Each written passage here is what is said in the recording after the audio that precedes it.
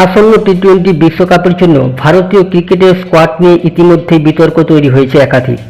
তবে অধিকাংশ বিতর্কের কেন্দ্রবিন্দুতেই রয়েছে রিঙ্কু সিং।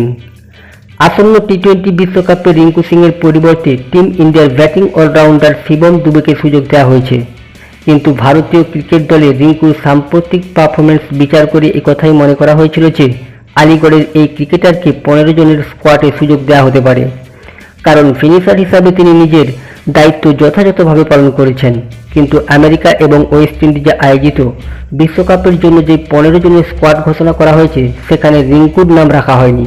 সেই জায়গায় শিবম দুবেকে সুযোগ দেওয়া হয়েছে। কিন্তু রিঙ্কুকে ছেড়ে কেন শিবমকে সুযোগ দেওয়া হলো, অবশেষে তা স্পষ্ট করলেন ভারতীয় ক্রিকেট দলের অধিনায়ক রোহিত শর্মা।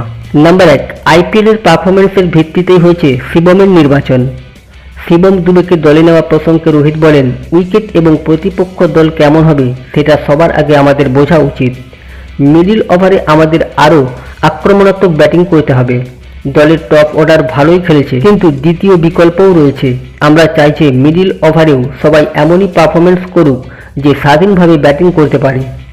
আইপিএল টুর্নামেন্টের পাশাপাশি ঘরোয়া ক্রিকেটের কয়েকটা ম্যাচে শিবমের পারফরমেন্স আমাদের যথেষ্ট ভালো লেগেছে। এই ব্যাপারে আমরা প্রথমে আলোচনা করেছি, তারপরেই নির্বাচন করেছি। কিন্তু প্রথম একাদশে থাকবে কিনা সেই ব্যাপারে এখনো কোনো নিশ্চয়তা দিতে পারবো না। এটা অনুশীলন এবং প্রতিপক্ষ দলের উপর নির্ভর করবে। নাম্বার 2, ব্যাটিংয়ের পাশাপাশি বোলিংও করেন শিবম। রিঙ্কু সিংয়ের পরিবর্তে শিবম দুবেকে বিশ্বকাপ স্কোয়াডে সুযোগ দিয়েছে টিম ইন্ডিয়া।